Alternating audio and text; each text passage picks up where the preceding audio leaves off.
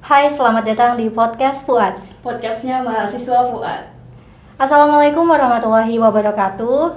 Baik, kali ini kita kedatangan tamu yang begitu spesial dari Prodi Bimbingan Konseling Islam, yaitu sudah ada di samping saya orangnya. Selamat pagi, Ibu. Pagi, malah Alfa ya. Iya. Ibu ini merupakan Sekpro atau Kapro, Ibu? Kapro, ketua prodi sekarang. Oh, Kapro. Ya, betul. Jadi ibu ini namanya Ibu Arini Sapitri ya, Bu. Betul. Sapaan akrabnya itu Ibu Arini. Mm. Baik, Ibu sekarang apa kabar? Baik, alhamdulillah. Alhamdulillah. Kayaknya lebih bahagia sekarang. Alhamdulillah. Malah gimana sama Alfa kabarnya? Alhamdulillah baik. Baik ya. Baik, Bu, tentunya. Berisi, Bu. Alhamdulillah. Iya. Marun ya hari ini. Iya. Ininya apa? Dress code-nya ya? Emang Iya. Iya, marun. Alhamdulillah. Janjian, Bu, soalnya Oh, tadi. iya sih. Tadi malam WhatsApp. Kita Iya. nanti besok kayak marun ya katanya. Iya. Sekarang Ibu fokus apa nih, Bu? Sekarang ya karena akademisi ya, jadi memang kegiatannya tidak jauh-jauh dari kegiatan akademik. Jadi seperti biasa gitu ya, ngajar, kemudian dan ngurus keluarga juga ya, karena sekarang kan lagi balance ya, jadi antara pekerjaan, keluarga itu jadi balance, jadi work life balance lah sekarang gitu. Jadi dua-duanya memang harus dijalani. Masya Itu sih. Allah. Kayaknya Ibu ini Iya. couple goals di fakultas deh. Kenapa? Kayaknya Ibu couple goals di fakultas deh, kan suami Ibu kan juga orang Iya, fakultas. betul. Itu keistimewaannya sih sebenarnya. Jadi di rumah ketemu, di kantor ketemu gitu ya. Jadi jadi sebenarnya tidak kehilangan quality time sih sebenarnya itu. Harusnya lebih semangat bekerja Pasti, juga, Bu. pasti. Oke, ngomong-ngomong nih, Bu, kan kita masih masa pandemi COVID-19. Iya. Nah, Ibu kan juga orang dari BKI yang paham akan psikologis. Betul. Nah, wajar nggak sih, Bu, kalau misalkan ini kan kita masih dihadapkan dengan masa pandemi COVID-19, bahkan kurang lebih hampir 2 tahun atau setahun ya? 1 tahun lebih ya. Iya. Betul. Nah, wajar nggak sih, Bu, kalau misalkan kita itu stres menghadapi ini? Iya. Mungkin dari awal dulu ya kita urut gitu ya pandemi ini. Jadi pandemi COVID-19 ini kan tentunya membawa perubahan ya, malah Iya. ya sama upaya di seluruh aspek kehidupan ya. Iya. Dan itu tidak di Indonesia gitu ya. Jadi di dunia bahkan gitu ya. Bahkan diumumkan oleh WHO itu kan Maret tahun 2020. Iya. Itu pandemi COVID secara resmi. Nah, setelah itu kan banyak ya kita tahu berita-berita gitu ya. Korban-korban yang Berjatuhan. ya, berdampak seperti itu ya, jatuh bangun juga kita menghadapi itu gitu ya, berdampak COVID-19.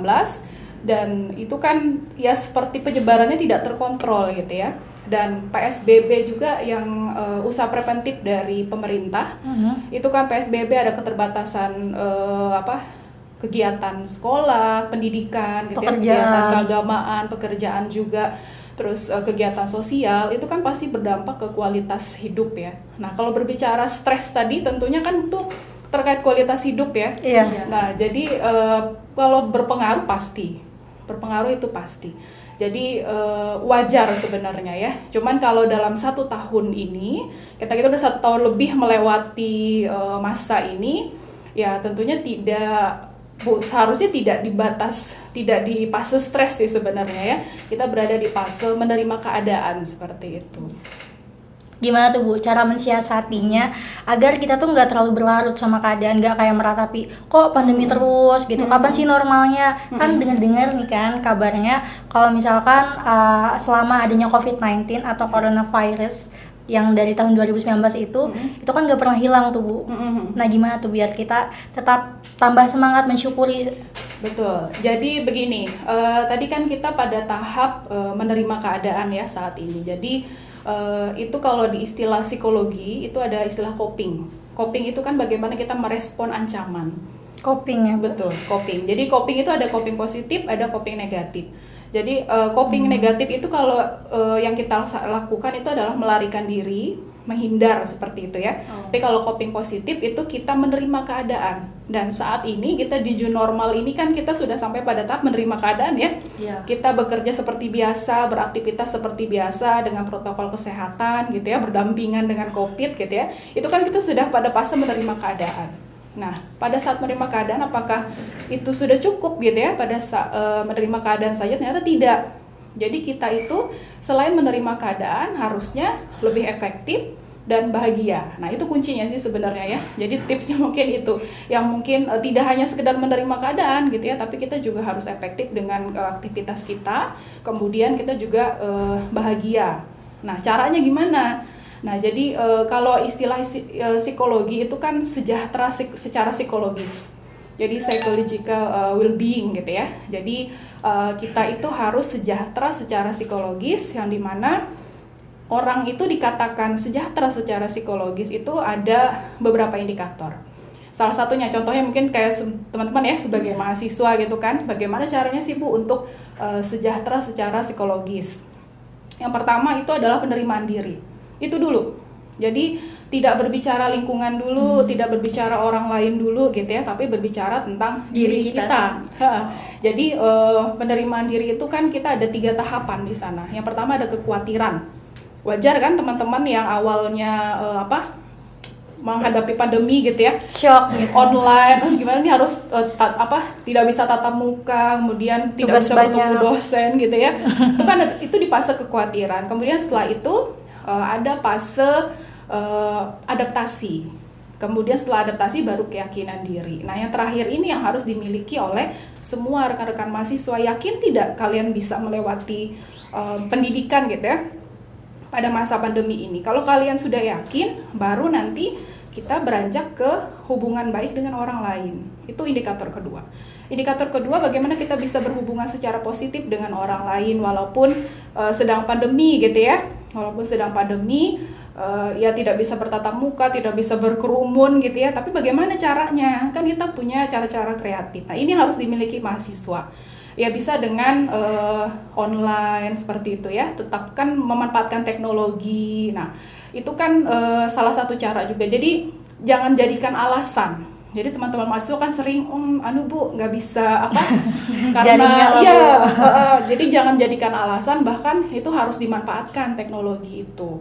Yang penting indikator hubungan positif dengan orang lain itu harus tercapai gitu. Nah, itu yang kedua. Yang ketiga ada otonomi atau kemandirian. Nah, ini sering yang tidak dilaksanakan oleh mahasiswa. Jadi contohnya nih, contoh real kemandirian itu misalnya sedang menyusun skripsi ya. Itu mahasiswa buatlah deadline gitu ya, mandiri misalnya.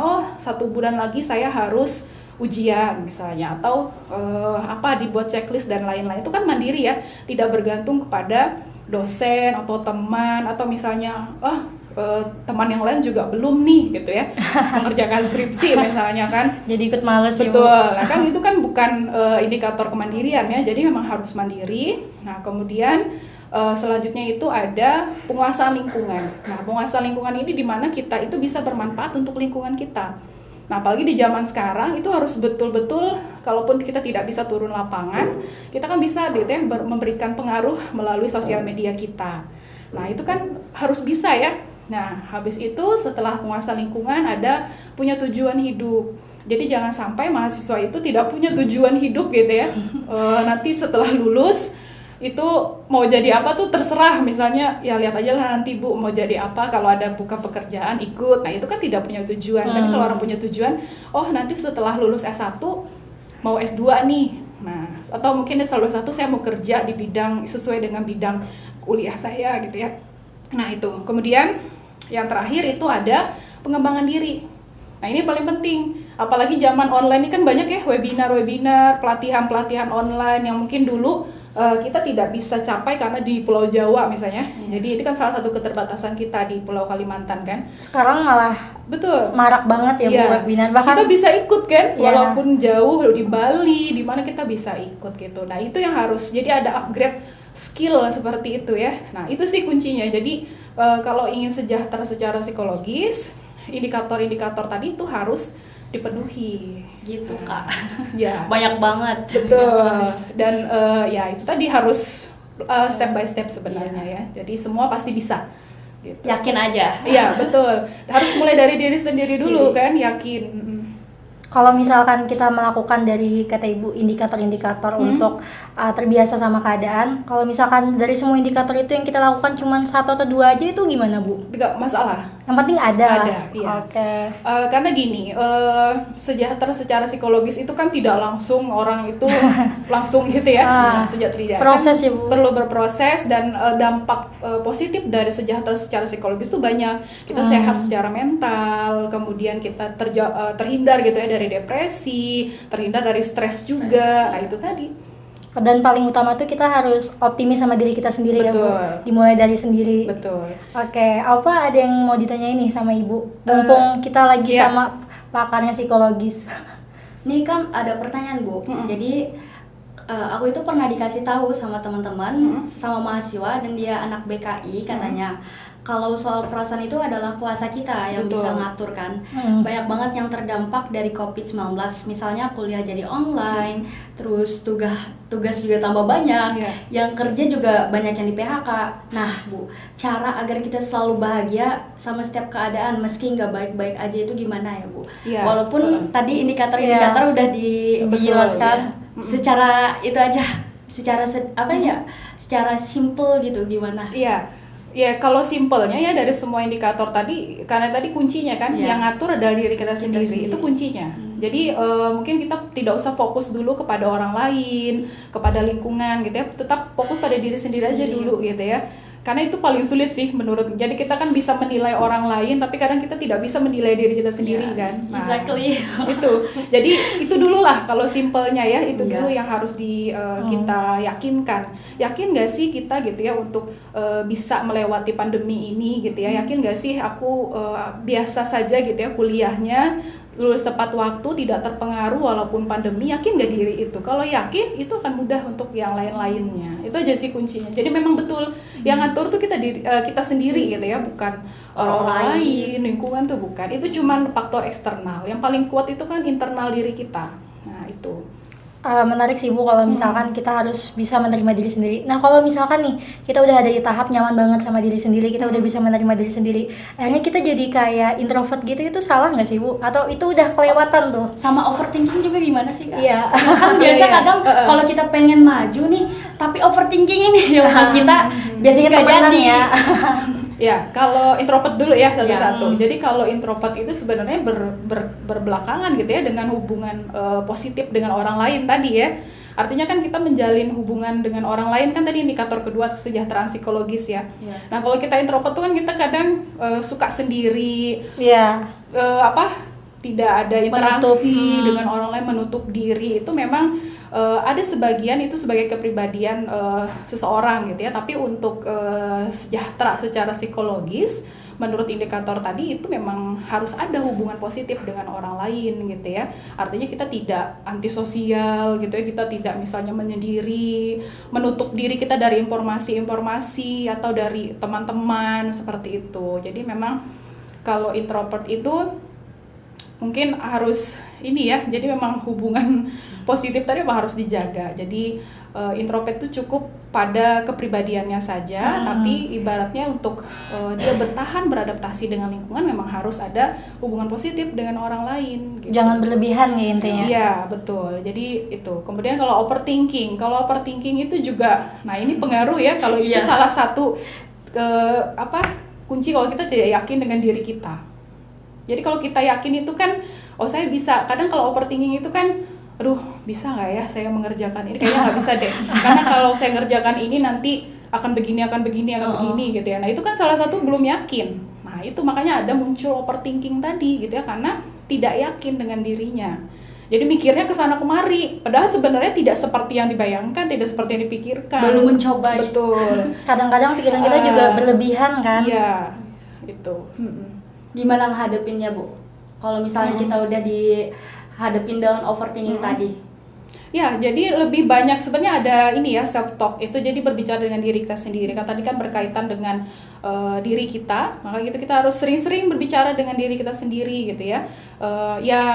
Ya dikurang-kurangi lah membicarakan orang lain, yang penting lebih baik kita berbicara dengan diri kita sendiri gitu ya. Ternyata bagus Ibu monolog sama diri sendiri. Betul. Jadi ketemu cermin misalnya ya, kita ngomong, kita bicara tentang diri kita, apa ya yang kurang dari diri saya misalnya. Oh ternyata bisa kok saya, misalnya kita mau pidato atau mau apa gitu kan, bisa depan kaca nih dicoba gitu, oh ternyata bisa ya saya gitu kan, Iya. pidato atau mungkin jadi MC. Nah, Saya dulu bahkan sampai sekarang tuh saya suka banget monolog, Bu. Bahkan Iya. saya mikir jangan-jangan kalau ada yang lihat saya kayak orang gila monolog. Soalnya keseringan monolog. betul. Ternyata bagus ya, Bu. Bagus. Jadi kita kan kadang itu gini ya, kita kadang mendengar penilaian orang lain, dan penilaian orang lain itu kan kadang tidak selalu positif ya. Iya. Ada yang negatif juga, walaupun ya negatif itu pasti membangun kita juga. Teman, kalau kita berbicara dengan diri kita sendiri, kita melihat langsung, oh saya bisa nih, saya juga bagus seperti dia misalnya ya, saya juga bisa